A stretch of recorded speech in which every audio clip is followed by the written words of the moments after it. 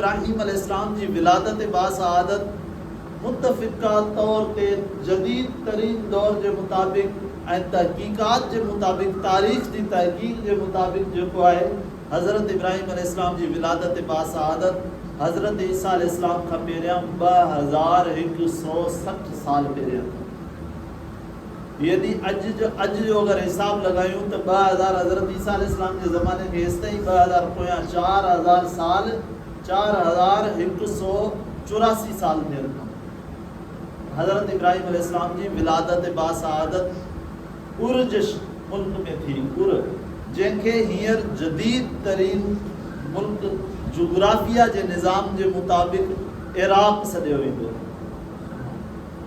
Iraq जी तारीख़ अॼु खां 4185 साल पहिरियां जेका तारीख़ हुई उहा उर शहर जे नाले सां, ऐं 1992 में बरतानिया ऐं अमेरिका मां हिकिड़ी टीम आई हुई, जे टीम अची करे उते इराक़ में खोटाई कई हुई। खोटाई कंदे रहिया, उहो मुसलसल दाइरो जेको 7 साल ताईं हलियो। 7 साल खोटाई करण खां बाद में अंदरां उहो शहर नामूदार थियो जंहिंमें हज़रत इब्राहिम अलैहिस्सलाम जी विलादत थी हुई, ऐं उन शहर जो नालो अॼु फारिस आहे। फारिस जे शहर में हज़रत इब्राहिम अलैहिस्सलाम जी विलादत बासआदत थी हुई।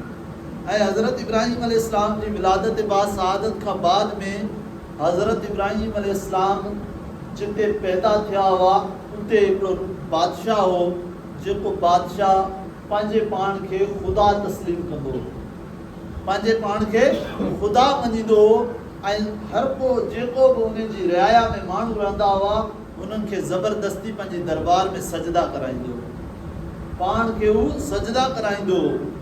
ऐं हज़रत इब्राहिम अलैहिस्सलाम जी विलादत जी थी, अगरि उन मौज़ू खे हलाईंदासीं त पंहिंजो टाइम गुज़री वेंदो।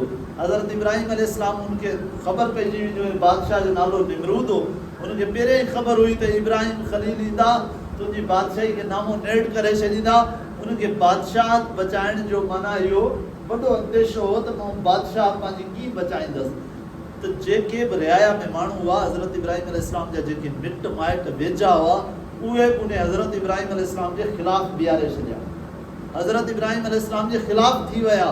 पर हज़रत इब्राहिम अलैहिस्सलाम अल्लाह जे जेको आहे सो दामन खे न छॾियो, रब्बुल आलमीन जे दीन खे न छॾियो। हज़रत इब्राहिम अलैहिस्सलाम उन टाइम ते हिजरत करे पाण हिरा जे इलाइक़े में आया। हज़रत इब्राहिम अलैहिस्सलाम जो चाचो हो जंहिंजो नालो हो हारान, पाण उन चाचे वटि हिरा में आया। हिरा जो एरियो उन टाइम ते, हींअर उन एरिया ख़बर छा चवंदा आहिनि मुंहिंजे इल्म में न आहे, लेकिन उन टाइम ते हज़रत इब्राहिम अलैहिस्सलाम पंहिंजे चाचे हिरा में आया जंहिंजो नालो हो हारान। हज़रत इब्राहिम अलैहिस्सलाम कुझु टाइम उते रहिया। उते रहण खां बाद में उन जे चाचे जी छोकिरी हुई जंहिंजो नालो हो हज़रत सारा सलामुल्लाह अलैहा। हज़रत इब्राहिम अलैहिस्सलाम ऐं हज़रत सारा रज़ी अल्लाह ताला अन्हा जो निकाह थियो। निकाह थियण खां बाद में हज़रत इब्राहिम अलैहिस्सलाम हज़रत सारा सलामुल्लाह अलैहा सां गॾिजी करे हिजरत कई। हिरा जे इलाइक़े मां हिजरत करे